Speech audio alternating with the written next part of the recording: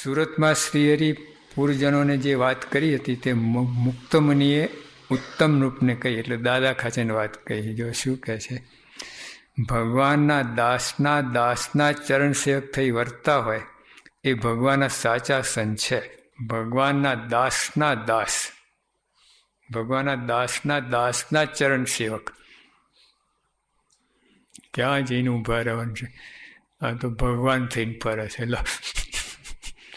ભગવાનના દાસના ચરણ સેવક. ભગવાન દાસના ચરણ સેવક થઈ વર્તતો હોય એ ભગવાનના સાચા સંત છે. એવા સંતની ભાવે સહિત જે સેવા કરે છે, રાત દિન ખડે પગે રહે છે, તે સેવામાં ક્યારે અરુચિ લાવે નહીં. તેની મોટપ સર્વથી શ્રેષ્ઠ છે. તેને પાકા હરિભક્ત જાણવા. બંનેની વાત આવી ગઈ. એક તો સંતની વાત કહી કે જે દાસના દાસ થઈને વર્તે છે. એટલે સ્વામી બાપાને લો ને આપણે, એવા સંત, સાચા સંત, એમની સેવા હરિભક્તો કરે. એવા સંતની સેવા ભાવે સહિત જે સેવા કરે, રાત દિન ખડે પગે રહે, હજુરી સેવક, ને સેવામાં ક્યારે અરુચિ લાવે નહીં. કે મનમાં ના થાય કે હવે કેટલું કરવું, હવે ના થાય. ત્યાં દુકાનમાં થાય છે, ક્યાં સુધી દુકાન ચાલુ રાખવી? અરે ગ્રાહક આવ્યા કંઈ ચાલુ જ રહે દુકાન. કેફમાં જ અરુચિ ના થાય, વધારે રુચિ થાય.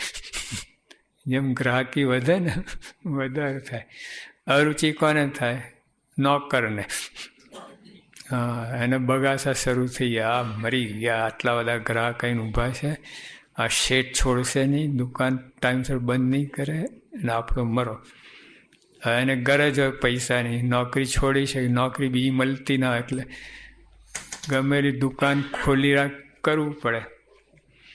એટલે નોકરને શેઠને બગાસા ઉડી જાય.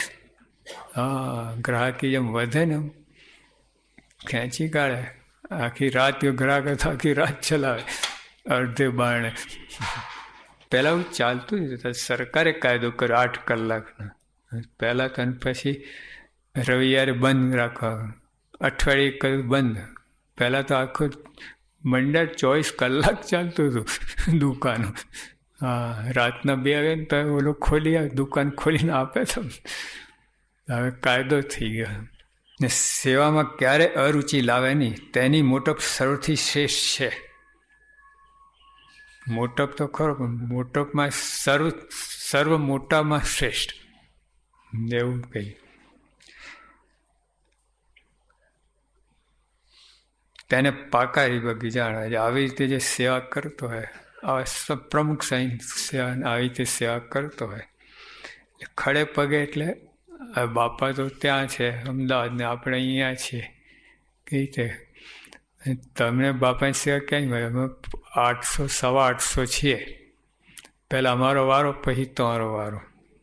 હા, તો સેવા છે એમના વચન. હા, વચન એ સેવા જ છે. વચન પ્રમાણે કરે. જો નથી કે મન કર્મ વચને સેવા, તન મન ધનથી સેવા. એટલે એમાં કુટુંબ નહીં જોડે, પોતે એકલો ના, ધન ધામ કુટુંબ પરિવાર બધાને અંદર જોડી દે. એ પાકારી ભગત.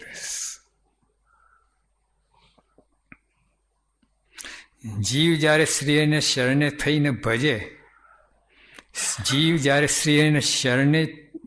ભજે, ત્યારે તે બંધનથી છૂટે. દાસ થઈને જે વર્તે તેની સમજણ સાચી છે. દાસનો કેટલો મહિમા છે. સર્વસ્વ આવી ગયું દાસ, કાંઈ બાકી. બધે આમ પકડ્યું, બધેથી ખેંચીને લાયા, દાસ ભાવમાં ગોઠવી દીધું. દાસનો એક ટોપલો સમજો.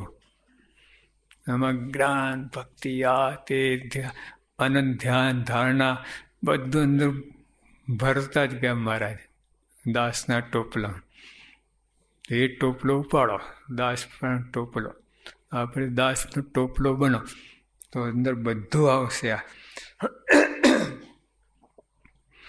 દાસ થઈને જે વર્તે તેની જ સમજણ સાચી. તેની જ ઓનલી તેની જ સમજણ સાચી છે.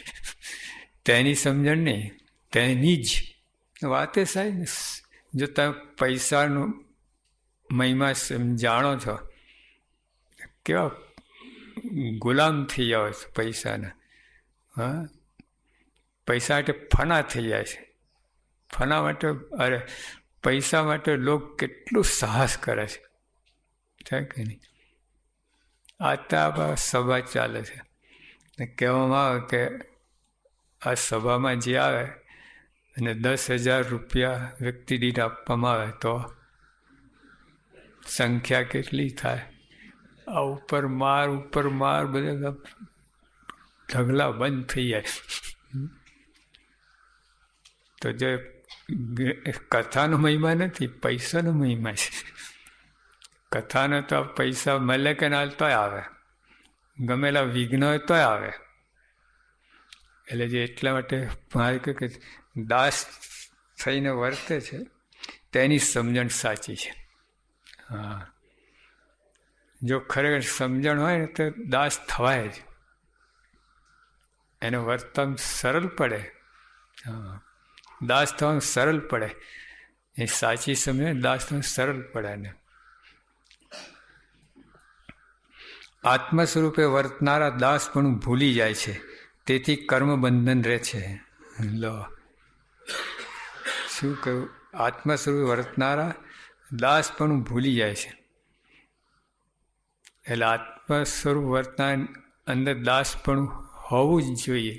પ્લેટફોર્મ આત્મ સ્વરૂપ વર્તું હોય ને તો દાસ પણ પ્લેટફોર્મ ઉપર ઊભા રહીને કે બેસીને આત્મ સ્વરૂપ ચિંતન કરવું. એવું જ કહ્યું. પ્લેટફોર્મ પાँव ધરણ કો ઠેકાણો. ભગવાન તમારા વિના કોઈ મારું નથી. ગઈકાલે ખરી ભગત આવ્યા હતા, મળ્યા હતા મને, બધી વાત કરી કે મેં કહ્યું તમને લાગે ભગવાન વિના કોઈ આપણું છે? સાવ સાચી વાત છે.